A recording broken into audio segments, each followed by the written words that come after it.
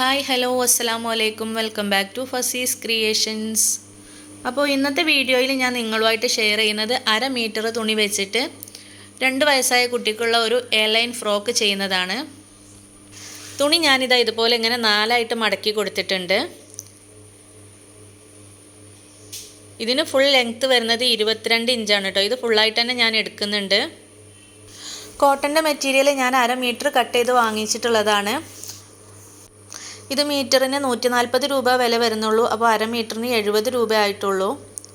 അപ്പോൾ ലെങ്ത്ത് ഞാനിവിടെ ഫുള്ളായിട്ട് തന്നെ എടുത്തിട്ടുണ്ട്. 44 ഇഞ്ച് വിഡ്ത്തുള്ള മെറ്റീരിയലാണ്. അപ്പോൾ 22 ഇഞ്ച് ഫുള്ളായിട്ട് എടുത്തിട്ടുണ്ട്. ഇനി ഞാനിവിടെ ഷോൾഡർ 4.5 ഇഞ്ച് മാർക്ക് ചെയ്ത് കൊടുക്കുന്നുണ്ട്. ആം ഹോളും 4.5 ഇഞ്ച് തന്നെ മാർക്ക് ചെയ്ത് കൊടുക്കുന്നുണ്ട്. ഇനി ചെസ്റ്റ് അളവ് ഞാനിവിടെ 6.5 ഇഞ്ചാണ് എടുക്കുന്നത്. തയ്യൽ തുമ്പ് അടക്കമാണ് കേട്ടോ 6.5 ഇഞ്ച് എടുത്തിട്ടുള്ളത്. ശരിക്ക് ഒരു ഫ്രോക്കിൽ നിന്നൊക്കെ നമ്മൾ ചെസ്റ്റ് അളവ് എടുക്കുകയാണെന്നുണ്ടെങ്കിൽ അവിടെ 10 ഇഞ്ചാണ്. അപ്പോൾ അവിടെ നിന്ന് തയ്യൽ തുമ്പും കൂടെ കൂട്ടിയിട്ട് 6.5 ഇഞ്ചാണ് കേട്ടോ.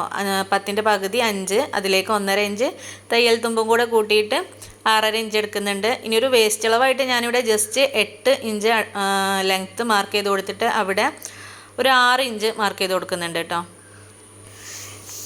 ഇനി ഇവിടുന്ന് താഴേക്ക് ഇതുപോലെ ഫുള്ളായിട്ട് താഴേക്ക് മാർക്ക് ചെയ്ത് കൊടുക്കുകയാണ് ചെയ്യുന്നത്. ഇവിടെ പ്രത്യേകിച്ച് അളവും കാര്യങ്ങളൊന്നുമില്ല. ഈ ഒരു പോയിന്റിൽ നിന്ന് ഈ ലാസ്റ്റ് ഭാഗത്തേക്ക് ഇതുപോലെ ഇങ്ങനെ മാർക്ക് ചെയ്ത് കൊടുക്കുന്നുണ്ട്.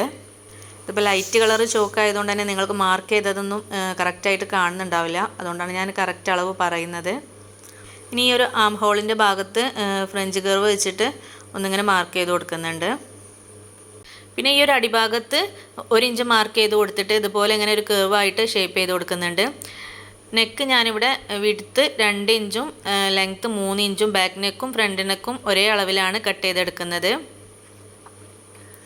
അപ്പോൾ ഇതുപോലെ മാർക്ക് ചെയ്തെടുത്തിട്ടുണ്ട്. ഇനി ഇതൊന്ന് കട്ട് ചെയ്ത് കൊടുക്കണം. അങ്ങനെ ഇതുപോലെ കട്ട് ചെയ്തെടുത്തിട്ടുണ്ട്. ഇതുപോലെ തന്നെ നെക്കും കട്ട് ചെയ്തെടുക്കാം. ഇനി ഈ ഒരു ഷോൾഡറിൻ്റെ ഭാഗത്ത് 1/4 ഇഞ്ച് ചെരിച്ചിട്ടൊന്ന് കട്ട് ചെയ്ത് കൊടുക്കുന്നുണ്ട്. ഇനി ഒരു ഫ്രോക്കിൻ്റെ ഫ്രണ്ട് പീസ് ഉണ്ടല്ലോ, ഞാനിതാ ഇതുപോലെ ഒന്നിങ്ങനെ മാർക്ക് ചെയ്ത് കൊടുക്കുന്നുണ്ട് കേട്ടോ. ഇത് കട്ട് ചെയ്യാനുള്ളതല്ല, ജസ്റ്റ് ഒന്ന് മാർക്ക് ചെയ്താൽ മാത്രം മതി. ഫ്രണ്ട് പീസ് ഇതുപോലെ മാർക്ക് ചെയ്തിട്ട് ഞാനങ്ങോട്ട് മാറ്റി വെക്കുന്നുണ്ട്. ഇനി ബാക്ക് പീസിൻ്റെ ഈ ഒരു നെക്കിൻ്റെ ഭാഗത്ത് നിന്ന് ഒരു 3 ഇഞ്ച് താഴേക്ക് ഇതുപോലെ ഒന്നിങ്ങനെ കട്ട് ചെയ്തിട്ട് മാർക്ക് ചെയ്തിട്ട് കട്ട് ചെയ്ത് കൊടുക്കുന്നുണ്ട്. ഹുക്കാണ് വെച്ച് കൊടുക്കുന്നത്, അതുകൊണ്ടാണ് 3 ഇഞ്ച് മാർക്ക് ചെയ്തിട്ടുള്ളത്. സിബാണെന്നുണ്ടെങ്കിൽ അതിനനുസരിച്ചിട്ട് നീളത്തിൽ മാർക്ക് ചെയ്ത് കൊടുക്കണം. അങ്ങനെ ഞാൻ ആ ഒരു ഭാഗം കട്ട് ചെയ്തിട്ടുണ്ട്. ഇനി അവിടെ വെച്ച് കൊടുക്കാനായിട്ട് ഇതുപോലെ ചെറിയൊരു പീസ് വെച്ചിട്ട് ഈ ഒരു വി ഷേപ്പിൽ ഇങ്ങനെ ഒന്ന് സ്റ്റിച്ച് ചെയ്ത് കൊടുക്കാം. എന്നിട്ട് അപ്പുറത്തേക്ക് മറിച്ചിട്ട് കൊടുക്കണം.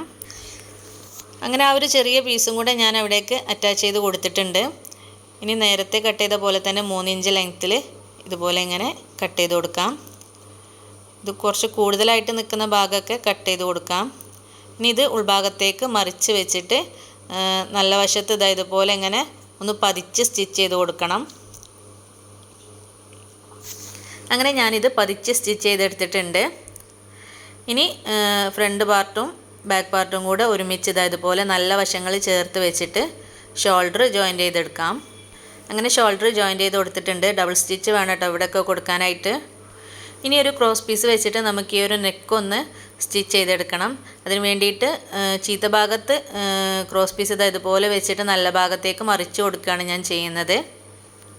അങ്ങനെ ഞാനിതാ ചീത്ത ഭാഗത്ത് ക്രോസ് പീസ് വെച്ചിട്ടുണ്ട്.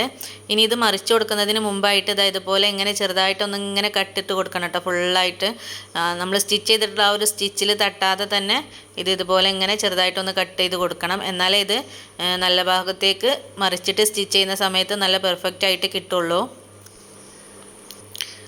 അപ്പോൾ ഈ ഒരു ക്രോസ് പീസിൻ്റെ വീതി നിങ്ങളുടെ ഇഷ്ടത്തിനനുസരിച്ചിട്ട് എടുക്കാം കേട്ടോ. ഞാനിവിടെ ഒരു 1.5 ഇഞ്ച് വീതിയാണ് എടുത്തിട്ടുള്ളത്. അങ്ങനെ ഞാനിത് ഫുള്ളായിട്ട് മറിച്ച് സ്റ്റിച്ച് ചെയ്തിട്ട് കാണിക്കാം. ഇതുപോലെയാണ് സ്റ്റിച്ച് ചെയ്തെടുത്തിട്ടുള്ളത്. ഇനി ഇതേപോലെ തന്നെ നമുക്ക് ഈ ഒരു ആം ഹോളിൻ്റെ ഭാഗവും ചെയ്തെടുക്കണം. ഇത് നമ്മൾ ചീത്ത വശത്ത് വെച്ച് സ്റ്റിച്ച് ചെയ്ത ശേഷം നല്ല വശത്തേക്ക് മറിച്ച് സ്റ്റിച്ച് ചെയ്യുകയാണ് ചെയ്യുന്നത്. ഇതുപോലെ ഇങ്ങനെ വെച്ചിട്ട് ആദ്യം ഒന്ന് സ്റ്റിച്ച് ചെയ്ത് കൊടുക്കാം. എന്നിട്ട് ഇതുപോലെ ഇങ്ങനെ സൈഡൊക്കെ ഒന്ന് കട്ട് ചെയ്ത് കൊടുത്താലേ നല്ല രീതിയിൽ നമുക്ക് അപ്പുറത്തേക്ക് മറിച്ചിട്ട് നല്ല പതിച്ച് സ്റ്റിച്ച് ചെയ്യാനായിട്ട് പറ്റുള്ളൂ. ഇതുപോലെ ഇങ്ങനെ സ്റ്റിച്ചിലൊന്നും കൊള്ളാതെ കട്ടിട്ട് കൊടുത്തിട്ട് ഇതുപോലെ മറിച്ച് സ്റ്റിച്ച് ചെയ്ത് കൊടുക്കാം.